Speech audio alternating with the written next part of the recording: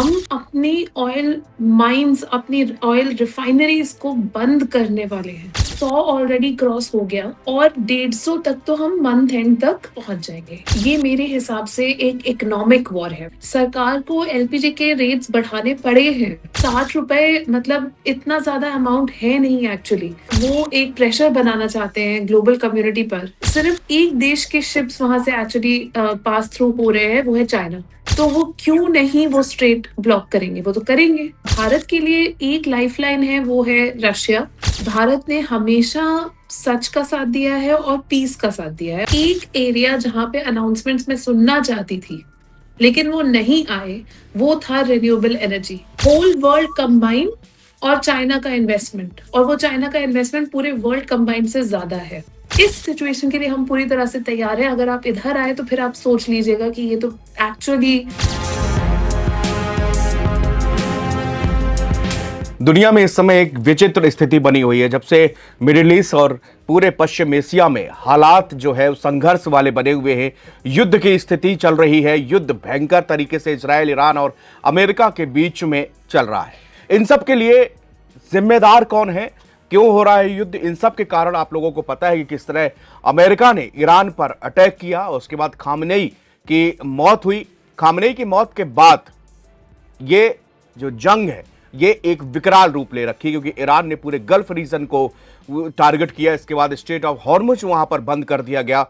मेरे साथ देश की जानी मानी अर्थशास्त्री मिताली नकोर मैम यहां पर है, जिनसे हम इकोनॉमी को लेकर कुछ सवाल यहां पर पूछेंगे कि किस तरह से देश और दुनिया के सामने एक विपरीत स्थिति खड़ी हो रही है।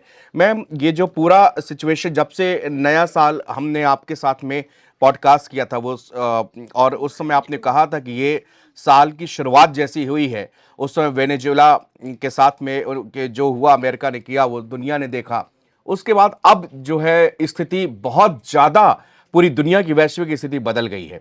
मैम, क्या लग रहा है कि ये किस तरफ इकोनॉमी को लेकर हम संकट को बात करें तो किस ओर इशारा कर रहा है मैम? तो विनीत, सबसे पहले तो हमें ये समझना होगा कि अभी विश्व में क्या हो रहा है।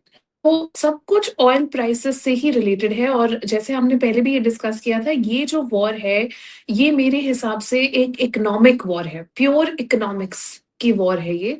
क्योंकि ये पूरी तरह से इसी चीज से मोटिवेटेड है कि हम कैसे ज्यादा ज्यादा ऑयल रिसोर्सेज का कंट्रोल पाएं।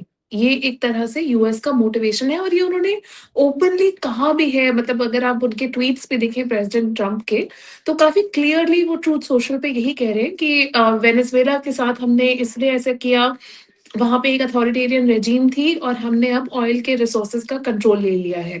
सेम ईरान में भी सेम स्टोरी आप देखिए कही जा रही है कि वहां पर भी अथॉरिटेरियन रेजीम थी। नवंबर दिसंबर में ईरान में प्रोटेस्ट कराए गए या करे गए वो हमें पता नहीं है, लेकिन प्रोटेस्ट हुए।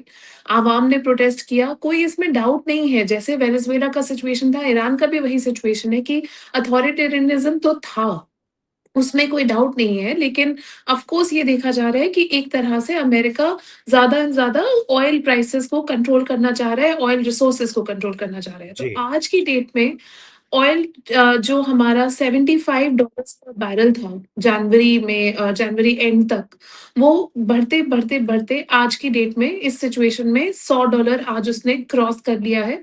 और कतार की गवर्नमेंट ने एक स्टेटमेंट इशू किया है, और उन्होंने ये कहा है कि हम अपनी ऑयल माइंस, अपनी ऑयल रिफाइनरीज को बंद करने वाले हैं। और ये एक बहुत बड़ा स्टेटमेंट है, क्योंकि जब आप किसी भी रिफाइनरी में प्रोडक्शन को स्टॉप करते हैं, हमें भी पता है कि ऑयल प्रोडक्शन कभी स्टॉप नहीं होता। ऑयल प्रोडक्शन हमेशा चलता रहता है, क्योंकि उसको रीस्टार्ट करना उतना ही मुश्किल है, उसमें महीने महीने लग जाते हैं। तो उन्होंने अब कहा है कि हम बंद कर देंगे, क्योंकि हमें नहीं पता है कि स्ट्रेट ऑफ हॉर्मुज कब तक खुलेगा। और हमारे पास ऑलरेडी इतना ऑयल निकला हुआ है कि जितना निकला हुआ है वो नॉन स्ट्रेट ऑफ हॉर्मुज के दूसरे रूट से जाना होगा। तो हम इतनी स्टोरेज नहीं कर सकते, इसलिए हम रिफाइनिंग बंद कर रहे हैं। तो आप ये सोचिए कि इस सिचुएशन में 100 ऑलरेडी क्रॉस हो गया और 150 तक तो हम मंथ एंड तक या बिगनिंग ऑफ अप्रैल तक पहुंच जाएंगे इस सिचुएशन में। मतलब 150 अगर क्रूड ऑयल इतना महंगा हो तो उसके सीधे इफेक्ट मैम फिर तो डीजल पेट्रोल पर आम लोगों पर पड़ेगा फिर तो इसमें कोई मुझे नहीं लगता कि सरकार ने जैसे अभी एलपीजी के दाम बढ़ाए हैं तो इसके रेट भी बढ़ेंगे। इसमें सरकार बहुत कम कुछ कर सकती है। सरकार को एलपीजी के रेट्स बढ़ाने पड़े हैं, हम्म। क्योंकि वहाँ पर जो है आप देखिए सब्सिडी आती है, जो हम्म। प्राइस हम पे करते हैं वो मार्केट प्राइस नहीं है। गवर्नमेंट ऑफ इंडिया उसको सब्सिडाइज़ करती है। लेकिन सब्सिडी का जो प्रेशर होगा वो गवर्नमेंट के बजट पे पड़ेगा, उसको मैनेज करने के लिए गवर्नमेंट ने एक छोटा-सा प्राइस इंक्रीज़ करा है। हम्म। आप देखिए ₹60 मतलब इतना ज़्यादा अमाउंट है नहीं एक्चुअली, अगर हम वैसे देखें, लेकिन सब्सिडी का बिल बढ़ेगा। दूसरा एरिया जहाँ पर अभी तक बात नहीं हुई है, जहाँ पे प्राइसेज़ बढ़ेंगी वो है फर्टिलाइज़र्स। हम्म। क्योंकि फर्टिलाइज़र्स का जो प्रोडक्शन है वो उसमें भी बहुत एनर्जी इंटेंसिव होता है और उसमें भी बहुत सारे सप्लाई डिसरप्शंस आ रहे हैं, क्योंकि फर्टिलाइज़र का इम्पोर्ट भी स्ट्रेट ऑफ हॉर्मुज़ से होता है। और फर्टिलाइज़र फर्टिलाइज़र का डायरेक्ट इम्पैक्ट होता है हमारी एग्रीकल्चरल प्रोडक्शन पर, और एग्रीकल्चरल प्रोडक्शन का सीधा इम्पैक्ट होता है फूड सिक्योरिटी पर और फूड इन्फ्लेशन पर। और अगर हम देखें लास्ट 2 साल में गवर्नमेंट ने बहुत अच्छा काम किया है, गवर्नमेंट ऑफ इंडिया ने फूड इन्फ्लेशन को कम करने के लिए, टू द एक्सटेंट कि इस बार इकोनॉमिक सर्वे में हमने देखा था, ये कहा गया था कि हम इन्फ्लेशन को टेम कर चुके हैं, वी हैव टेम्ड इन्फ्लेशन। और इन्फ्लेशन इनफैक्ट ये भी हुआ कि क्योंकि इन्फ्लेशन 1.75% पे आ रही थी, जो कि 2% से भी कम है, जो हमारा मिनिमम अमाउंट होता है इन्फ्लेशन का वो 2% है। हम्म। हमारा 2% टू 6% का बैंड है। तो अब हमारे इन्फ्लेशन को रीडिफाइन भी कर दिया गया है और नए-नए उसमें पदार्थ आ गए हैं, तब भी हमारी इन्फ्लेशन 2.5% पर है। हम्म। लेकिन वो सिर्फ़ इसलिए क्योंकि हमने फूड इन्फ्लेशन को कंट्रोल किया, इन्वेस्ट किया, नए लॉजिस्टिक्स फैसिलिटीज़ बनाई, कोल्ड स्टोरेज को इम्प्रूव किया, ये सब हुआ। गवर्नमेंट ने इतना एफर्ट डाला है। लेकिन अगर फर्टिलाइज़र प्राइसेज़ बढ़ने लगें, तो इसका डायरेक्ट इम्पैक्ट फूड इन्फ्लेशन पर आएगा। मैम दूसरी चीज ऑयल गैस की चर्चा हम लोग कर रहे हैं क्योंकि स्टेट ऑफ हॉर्मुज़ दुनिया में तेल की नस कही जाती है। वो जिस जोन में ईरान जो वहाँ से कोई भी कार्गो शिप गुजरने नहीं दे रहा। लेकिन ये भी एक गुड न्यूज़ है कि ईरान ने ये भी कहा है कि भारत के और जो भी यूरोप की कंट्री हों, ईरान, अमेरिका, ब्रिटेन, इनके जहाज़ हम नहीं गुजरने देंगे, लेकिन बाकी देश अपने जहाज़ वहाँ से निकाल सकते हैं। लेकिन मुझे लगता है कि अगर ऐसी बात है तो फिर भी वहाँ पर ऑयल कंपनियाँ और ये अपनी जो शिप्स हैं वो वहाँ से क्यों नहीं निकाल पा रहे? क्या डर, क्या आने वाले दिनों में ऐसा संभव है कि वहाँ से शिप निकले और ये चीज़ें, ये जो मुसीबत है ये थोड़ी कम हो?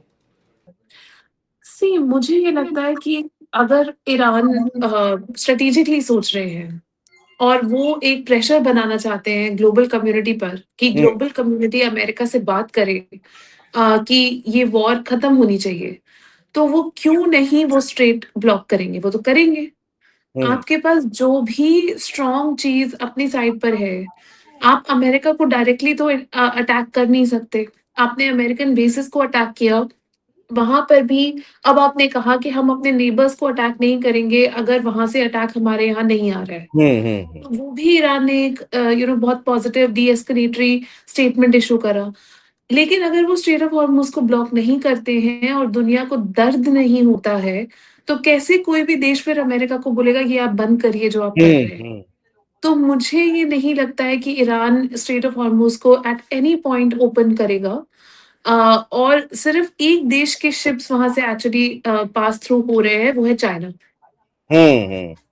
और किसी देश के शिप्स वहाँ से पास थ्रू नहीं हो रहे हैं, क्योंकि चाइना सिर्फ़ एक देश है जिसका एक iron clad oil purchase agreement है ईरान के साथ, कि इवन वॉर टाइम में, और चाइना खुद भी उनको सपोर्ट कर रहा है थ्रू मिलिट्री सपोर्ट, मतलब डिफेंस की तरफ से, ताकि वो शिप्स वहाँ से पास थ्रू कर सकें।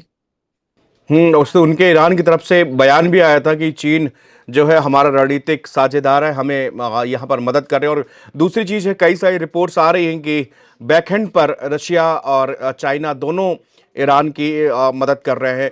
लेकिन इन सब चीज़ों के बीच में मैं मार्केट जो शेयर मार्केट भी भयंकर सुबह सुबह कोलैप्स हो रहा है। तो ये अगर इसी तरह मैम चलता रहा तो आने वाले दिनों में दुनिया के सामने और ख़ास तौर में हिंदुस्तान के सामने कौन सी बड़ी संकट जो है वो हम खड़े हो सकते हैं? सी एक तो इम्पोर्टेंट बात ये है विनीत कि हमें इस सिचुएशन में अपना इंडिपेंडेंस बना के रखना है, किसी साइड पर नहीं जाना है। जी। नॉन अलाइन्ड मूवमेंट एक हमारी 1970s से 1960s से चली आ रही है। भारत ने हमेशा सच का साथ दिया है और पीस का साथ दिया है और कहा है कि किसी भी इश्यू में मतलब वॉर नहीं होना चाहिए, है ना?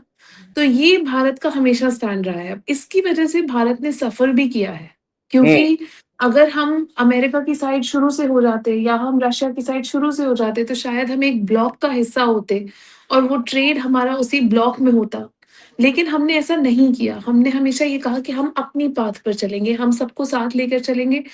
आज भी हमें वही करना होगा, क्योंकि भारत का जो एस्टैब्लिश्ड एक फॉरेन पॉलिसी प्रिंसिपल है, वो है नॉन अलाइनमेंट और हमें वही फॉलो करना है। हमें अपने देश के लोगों के लिए जहाँ से भी मदद मिल सकती है, वो हमें लेनी है और हमें आत्मनिर्भर बनना है। इस सिचुएशन में अगर हम देखें, आपने और मैंने बजट के टाइम पे भी बात करी थी और मैंने तब भी कहा था कि एक एरिया जहाँ पे अनाउंसमेंट्स मैं सुनना चाहती थी, लेकिन वो नहीं आए, वो था रिन्यूएबल एनर्जी। हुँ। और आज के डेट में हम इतनी डिस्कशन कर रहे हैं ऑयल प्राइसेस पर, ऑयल डिपेंडेंसी पर, लेकिन वहाँ पर आप देखिए चाइना ने पूरी दुनिया से ज़्यादा रिन्यूएबल एनर्जी में इन्वेस्ट किया है। इन्वेस्ट मतलब किया हुआ है। होल वर्ल्ड कंबाइंड और चाइना का इन्वेस्टमेंट, और वो चाइना का इन्वेस्टमेंट पूरे वर्ल्ड कंबाइंड से ज़्यादा है। और तब जाकर उनको चैन की नींद आ रही है कि कोई हमारी एनर्जी सप्लाई को ब्लॉक नहीं कर सकता। हुँ। तो आज की डेट में ऑफ कोर्स ये इम्पोर्टेंट है कि हमारे पास डाइवर्सिफाइड एनर्जी सोर्सेज हों, लेकिन ये भी इम्पोर्टेंट है कि अब हम अपनी रिन्यूएबल एनर्जी इंडस्ट्री में इन्वेस्ट करें और अब हम वेट ना करें, क्योंकि आत्मनिर्भरता तो वैसे ही आएगी ना। बिल्कुल मैम, आपने उस समय भी इस बात को कहा था। आपने हेल्थ हेल्थ इंफ्रास्ट्रक्चर के कई सारे आइडियाज़ उस उसमें रखे थे कि हम ऐसे करके अपनी इकोनॉमी को भी बूस्ट कर सकते हैं और हम जिस चीज़ को कि अंतिम व्यक्ति तक हेल्थ और एजुकेशन दोनों उसको इसको लेकर भी आपने बहुत अच्छा पॉइंट वहाँ पर रखे थे, जिस तरह से बताए थे। तो मैम ये 1970 के ऑयल शॉक की तरफ हम लग रहा है कि ये बढ़ते चले जा रहे हैं। मुझे I don't want to be that pessimistic. मैं नहीं चाहती हूँ कि इतना ज़्यादा हम आज ये प्रेडिक्ट करें कि हम उस लेवल तक जा रहे हैं। हुँ। लेकिन मुझे ये लगता है कि भारत के लिए एक लाइफ़लाइन है, वो है रशिया। और भारत का जो एक इंटरैक्शन है रशिया के साथ, एक फ्रेंडशिप है रशिया के साथ, जो हमने कभी नहीं तोड़ी। हमने 25% टैरिफ एक्सेप्ट किया अमेरिका से, जो कि इल्लीगल था। आज तो अब तो वो प्रूव हो गया है कि सुप्रीम कोर्ट में कि वो इल्लीगल था टैरिफ। हुँ। लेकिन हमने वो लेना पसंद किया, लेकिन हमने रशिया के साथ अपनी रिलेशनशिप नहीं तोड़ी। और ये एक बहुत बड़ी अच्छी डिसीजन थी भारत की तरफ से, कि गवर्नमेंट ऑफ इंडिया ने हमेशा अपनी एक राह चूज़ करी। तो आई थिंक हमें आज आगे भी आई होप कि गवर्नमेंट इसी तरीके से एक तरह से प्रैक्टिकल अप्रोच लेगी और हम अपने आप को सेफगार्ड कर पाएँगे इन ऑयल शॉक्स से, by buying from multiple sources and लेकिन ये बिना रिन्यूएबल एनर्जी के होना बहुत मुश्किल है।